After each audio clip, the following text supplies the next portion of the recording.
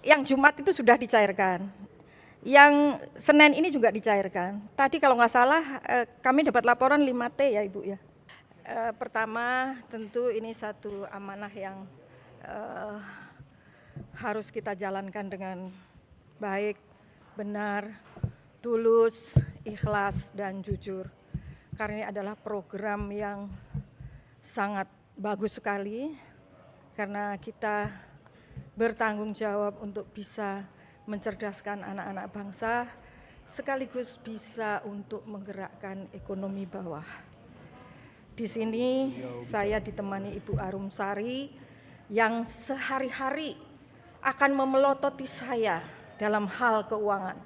Dengan teliti, dengan benar, saya tidak akan mengambil keputusan apapun berkait pengeluaran duit bila Bu Sari tidak oke. Di samping saya ada Pak Trenggono yang dia juga akan melindungi saya, ikut nanti menggarap dapur-dapur di 3T dan juga kawasan-kawasan yang belum teritorial yang belum terbangun. Itu ya teman-teman ya.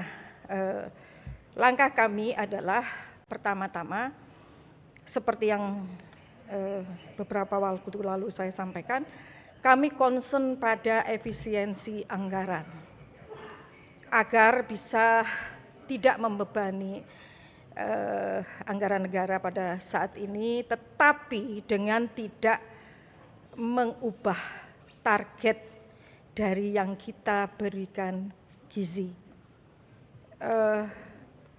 Efisiensi ini kami lakukan yang pertama melalui moratorium. Moratorium ini bukan titik baru, tetapi juga dapur-dapur baru. Bila per hari ini totalnya berapa besar ya? 7.877. Jadi per hari ini jumlahnya titik dapur yang operasional berdasarkan virtual account itu 27.877. Nah, kita hentikan dulu ke situ. Kita akan tata. Kita tata apakah dapur ini melayani, ini sudah bisa melayani sebetulnya dengan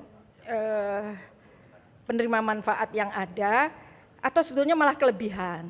Nah, kemudian ini kita akan nanti dulu, artinya kita nggak buka yang baru dulu maupun pendaftarannya.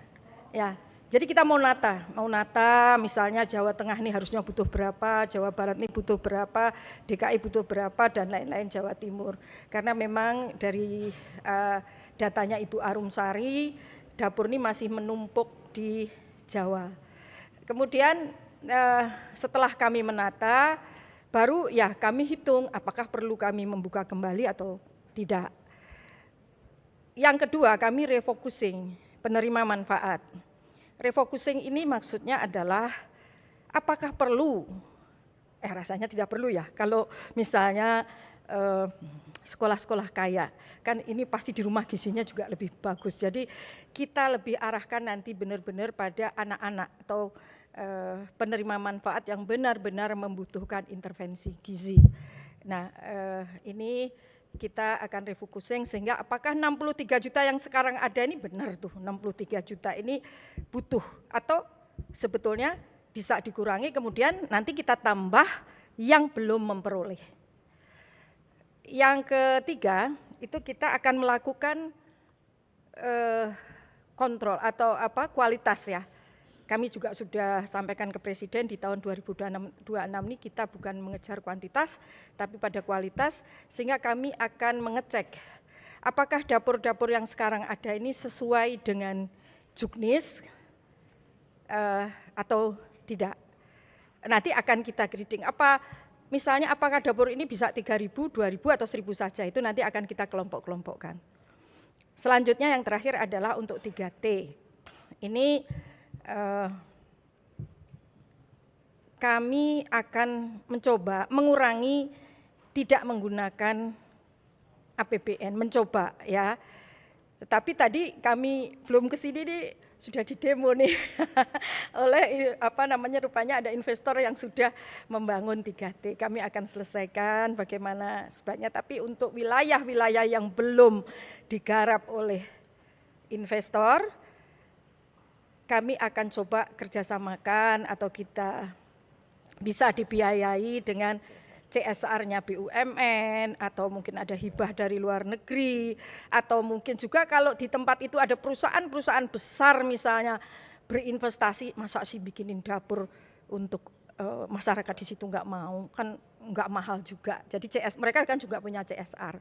Nah itu kira-kira yang akan kami lakukan dalam waktu sekarang. Bahkan sudah mulai, kami sudah rapat-rapat untuk merealisasikan yang tadi hal-hal yang kami sampaikan. Demikian ya. Ini kan wajah baru pimpinan BGN, tidak ada yang ahli gizi. Kemudian gimana caranya untuk mendapat kepercayaan publik bahwa program MBG ini benar-benar tepat sasaran untuk gizi anak-anak? Baik, di SOTK sebetulnya dari Badan Gizi Nasional berdiri itu ada Dewan Pengarah. Di Dewan Pengarah inilah akan kami isi dengan para profesor ahli gizi dan juga profesor dokter anak. Jadi nanti yang akan mengguiden kami, yang akan membimbing kami nanti adalah Dewan Pengarah yang terdiri dari 7 orang. Mungkin di antara 7 orang itu 5 kemungkinan mereka adalah dari pakar-pakar gizi. Demikian. Jadi terkait dengan kepemilikan dapur, ketika rilis kejaksaan mengatakan bahwasanya dapur itu harus dikelola oleh yayasan sekolah. Pasca kejadian bagaimana kepemilikan dapur itu sendiri? Lalu kedua, apakah boleh pemilik dapur itu berafiliasi? Itu juga menjadi sorotan masyarakat juga. Saya akan luruskan ya, mungkin sebetulnya bukan berafiliasi dengan sekolah. Yayasan itu boleh saja, tidak harus nggak ada syaratnya berafiliasi dengan sekolah. Tapi memang diutamakan dulu Pak Presiden ketika mendirikan BGN itu adalah yayasan-yayasan yang bergerak dalam bidang sosial, kemudian pendidikan dan juga agama apa saja. Nah itu, tapi kalau secara khusus juknisnya berkaitan dengan sekolah tidak ada. Satu lagi kali ya. Jadi gini, masih kita lihat, jadi misalnya begini Mas, di tempat terpencil itu, saya misalnya di Lombok Barat, saya pernah ke satu pulau, muridnya hanya 119, kan nggak mungkin juga didirikan dapur, tapi di situ ada kantin. Jadi bisa dong kantin itu digunakan gitu. Jadi kantin ini salah satu alternatif, begitu. Jadi nanti kalau misalnya ada satu wilayah yang muridnya seperti di Raja Ampat, itu ada saya di sebuah pulau, muridnya hanya 115 juga, tapi di situ ada dapur umum CSR-nya Pertamina. Nah kita bisa gunakan juga misalnya seperti ini. Jadi ada itu alternatif tidak harus membangun dapur baru di 3T.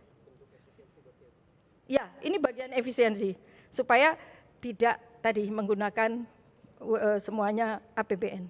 Bu Nani, di Aceh ada 7 SPPG yang di stop karena belum dicairkan dananya, itu gimana? Ada bagian dari HOK, ada yang bagian dari semua sudah dicairkan dari mulai Jumat. Yang 27, 877 tadi itu. Yang sudah masuk. Jadi memang ada beberapa yang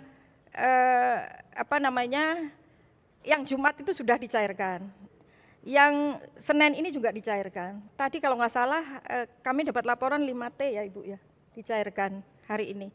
Jadi tidak ada masalah, ini masalah teknis saja. Oke, teman-teman cukup ya.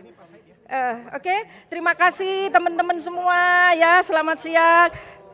Pokoknya dukung aku ya sama Mbak Bu Arum dan Pak Trenggono. Semangat.